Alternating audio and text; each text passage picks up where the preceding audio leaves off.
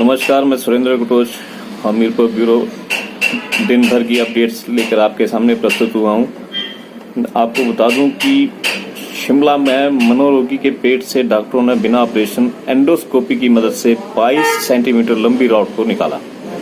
Indira Gandhi medical college एवं अस्पताल शिमला में एक मनोरोगी के पेट से डॉक्टरों ने एंडोस्कोपी की मदद से इस रॉड को निकाला है। अस्पताल में गैस्ट्रोएंट्रोलॉजी विभाग के डॉक्टरों ने मरीज को नई जिंदगी दी है। आईजीएमसी में मंडी के 20 वर्षीय युवक को इलाज के लिए अस्पताल लाया गया था। युवक मानसिक रोगी है और साइकेट्रिक विभाग से इसका इलाज चल रहा है। राज्य तकनीकी कर्मचारी संघ ने बिजली बोर्ड प्रबंधन के साथ बैठक कर कई अहम मुद्दों पर मंथन किया है। बिजली बोर्ड प्रबंधन के साथ बैठक करके इनमें बोर्ड के प्रबंध निदेशक इंजीनियर आर.के. शर्मा, निदेशक तकनीकी इंजीनियर पंकज डटपाल, निदेशक ऑपरेशन निदेशक सिविल कार्यकारी निर्देशक बोर्ड के प्रबंधन निदेशक कार्मिक शामिल हुए हैं। तकनीकी कर्मचारी संघ की ओर से प्रदेश अध्यक्ष दुनीचंद ठाकुर, कार्यकारी अध्यक्ष लक्ष्मण कपट, महामंत्री नेक राम ठाकुर मुख्य रूप से शामिल हुए और बैठक में 18 सूत्रीय मांग पत्र पर विस्तार से चर्चा की गई, जिसमें बोर्ड प्रबंधन ने कुछ विषयों पर अपना स्पष्ट रुख भी रखा। 15 मई तक कुछ विषयों को पूरा करने का आश्वासन दिया। बैठक के बाद तकनीकी कर्मचारी संघ ने कोरोना को भी मद्देनजर रखते हुए बोर्ड के सकारात्मक रवैये को देखते हुए अपने 3 अप्रैल के धरने को 15 मई तक स्थगित कर दिया है। ऊना में जमीनी विवाद को लेकर गोली चलाई गई और आईटीबीपी में कार्यरत व्यक्ति की मौत हो गई। जिला के सदर थाना के तहत ग्राम पंचायत नगड़ा में गुरुवार सुबह जमीनी विवाद के चलते एक पक्ष ने गोली चला दी। गोली की आवाज सुनते ही आसपास के लोग वहां इकट्ठे हो गए। इस घटना में आईटीबीपी जवान की मौत हो गई। सूचना मिलते ही पुलिस मौके पर पहुंची तो आरोपी ने अपने आप को पुलिस के हवाले कर दिया। जानकारी के अनुसार 2 पक्षों में काफी समय से जमीनी विवाद चल रहा था। गुरुवार सुबह यह विवाद इतना ज्यादा बढ़ गया कि नगड़ा के वार्ड नंबर 7 के निवासी जसवंत सिंह ने तैश में आकर विपिन कुमार निवासी नगड़ा पर ही गोली चला दी। गोली लगने से विपिन कुमार की मौत हो गई, जबकि विपिन आईटीबीपी में कार्यरत था और इन दिनों घर में छुट्टी आया हुआ था। सिरमौर जिला से भाजपा के विभिन्न पदों पर रही पूर्व जिला परिषद अध्यक्ष दयाल प्यारी ने आज कांग्रेस पार्टी का दामन थाम लिया। वह गुरुवार को नई दिल्ली में अखिल भारतीय कांग्रेस मुख्यालय में अखिल भारतीय कांग्रेस कमेटी के कोषाध्यक्ष पवन बंसल व प्रदेश मामलों के प्रभारी राजीव शुक्ला के समक्ष कांग्रेस पार्टी में शामिल हुई। उल्लेखनीय है कि दयाल प्यारी भाजपा की सक्रिय कार्यकर्ता के तौर पर पार्टी के महत्वपूर्ण विभिन्न पदों पर रही। पिछले 15 सालों से दयाल प्यारी जिला परिषद के सदस्य के तौर पर विभिन्न वार्डों से जीतती रही है। पिछले विधानसभा चुनावों में पच्छाद विधानसभा क्षेत्र से भाजपा के टिकट की सशक्त दावेदार थी, पर अंतिम समय में टिकट कटने की वजह से आजाद उम्मीदवार के तौर पर चुनाव लड़ी और 12,500 से अधिक मत प्राप्त किए थे। कांग्रेस का हाथ थामने के बाद दयाल प्यारी ने कहा कि अब वह कांग्रेस की कार्यकर्ता के तौर पर संगठन की मजबूती के लिए काम करेगी। श्री नैना देवी जी विधानसभा क्षेत्र के मंडियाली गांव में एक निहंग द्वारा 2 लोगों पर जानलेवा हमला करने का समाचार मिला है।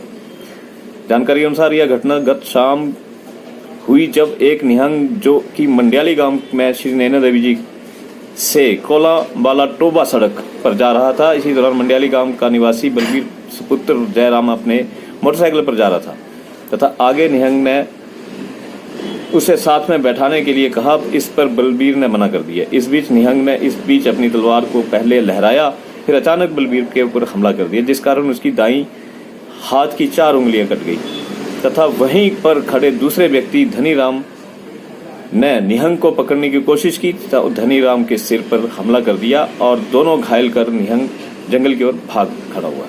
पुलिस ने मामले की पहचान कर ली।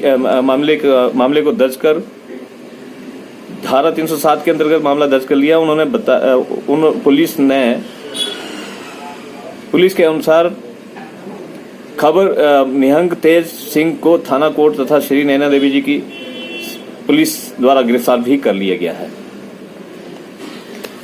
पार्वती परियोजना के निर्माण कार्य से क्षतिग्रस्त हुई रैला पंचायत के विस्थापितों की 84 बीघा उपजाऊ भूमि का मुआवजा पार्वती के विस्थापितों को 15 वर्षों के बाद भी नहीं मिल पाया, जिस कारण पंचायत के विस्थापितों ने पंचायत प्रतिनिधियों की अध्यक्षता में एनएचपीसी को घेराव करने की चेतावनी दी थी। लेकिन उपायुक्त कुल्लू डॉक्टर ऋचा वर्मा के अनुसार के आश्वासनों के बाद अब पार्वती के विस्थापितों व पंचायत प्रतिनिधियों ने हड़ताल को 2 हफ्ते के लिए स्थगित कर दिया है। शुलूनी यूनिवर्सिटी साइंटिस्ट के शोध लेख कैनाबिस सैटिवा लीफ एक्सट्रैक्ट का उपयोग करते हुए प्योर और एग डॉप जनों की फोटो कैटलिट डाई की रोगाणुरोधी गतिविधियों को 2020 में वैज्ञानिक रिपोर्ट के शीर्ष 100 रसायन विज्ञानों पत्रों में से एक में शामिल कर लिया गया है। कुल्लू में मुख्यमंत्री जयराम ठाकुर ने कहा कि पिछला पूरा वर्ष कोरोना संक्रमण के संकट के बीच गुजरा, जिससे देश भर की आर्थिक गतिविधियों पर विपरीत असर पड़ा। लेकिन प्रदेश सरकार ने इस दौरान तकनीक का भरपूर प्रयोग करके वर्चुअल माध्यम से विभिन्न विधानसभा क्षेत्रों में 3500 करोड़ की विकास परियोजनाओं के शिलान्यास और उद्घाटन किए। मुख्यमंत्री आज कुल्लू के परिधिगिरी में 5.80 करोड़ रुपए की लागत से निर्मित स्वास्थ्य विभाग के आवासीय भवनों के लोकार्पण के उपरांत एक जनसभा को संबोधित कर रहे थे। मुख्यमंत्री ने कहा कि कुल्लू के तेगुबेहड़ में निर्मित टाइप 4 के 8 व टाइप 3 के 8 आवासीय क्वार्टर्स को लेकर चिकित्सकों व स्टाफ नर्सों की लंबे समय से लंबित मांग को पूरा किया गया है। उन्होंने कहा कि कोरोना काल में भी प्रदेश में विकास की गति को रुकने नहीं दिया और इन भवनों के निर्माण भी इस दौरान बीच पूरा किया गया है।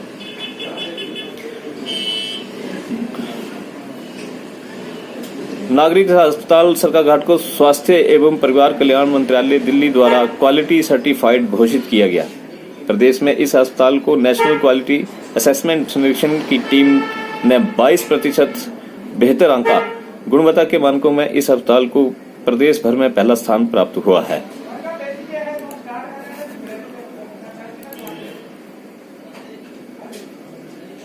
हमीरपुर में रोटरी क्लब ने गरीब परिवार की बच्ची की पढ़ाई के लिए स्मार्टफोन दिया। रोटरी क्लब के अध्यक्ष रवि शर्मा के अनुसार जब उन्हें इस बात का पता चला कि ये परिवार गरीब है और ऑनलाइन पढ़ाई में ये अपनी बच्ची के लिए एक फोन नहीं खरीद पा रहे हैं, तो उन्होंने रोटरी क्लब के सदस्यों से इस बारे में चर्चा की और चर्चा के बाद उस बच्ची को स्मार्टफोन दिया गया। उन्होंने गरीब परिवार के मुखिया उसकी माता गोलू देवी से बात कर रोटरी क्लब के साथ उन्हें हमेशा के लिए टच रहने को कहा कि बाद में और भी कोई ऐसी बात तकलीफ होगी तो रोटरी क्लब उसको पूरा करेगा।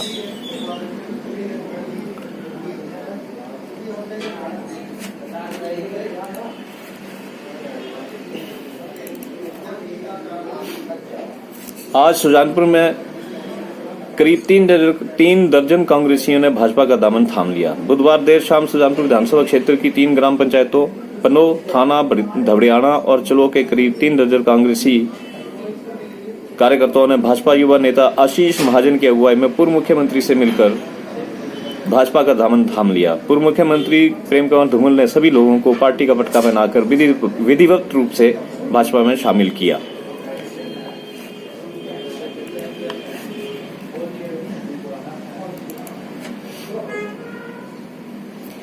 जिला हमीरपुर में वीरवार को रैपिड एंटीजन टेस्ट में 14 लोग कोरोना पॉजिटिव पाए गए हैं। मुख्य चिकित्सा अधिकारी डॉक्टर अर्चना सोनी ने बताया कि वीरवार को जिला में रैपिड एंटीजन टेस्ट के लिए कुल 220 सैंपल लिए गए थे, जिनमें से 14 पॉजिटिव निकले हैं। पॉजिटिव पाए गए लोगों में बड़सर उपमंडल के गांव बिजड़ी का 60 वर्षीय व्यक्ति और 55 वर्षीय महिला, बड़सर के ही गांव जमली का 65 वर्षीय वरिष्ठ नागरिक और 61 वर्षीय महिला, गांव समलेड़ा का 44 वर्षीय व्यक्ति और 44 वर्षीय महिला, बम्बलू क्षेत्र के गांव जोल की 96 वर्षीय बुजुर्ग महिला, मसलाना कलां का 35 वर्षीय व्यक्ति, मैड क्षेत्र के गांव चौंतड़ा का 73 वर्षीय वरिष्ठ नागरिक और टोनी देवी क्षेत्र गांव लोहाखर का 35 वर्षीय व्यक्ति शामिल है।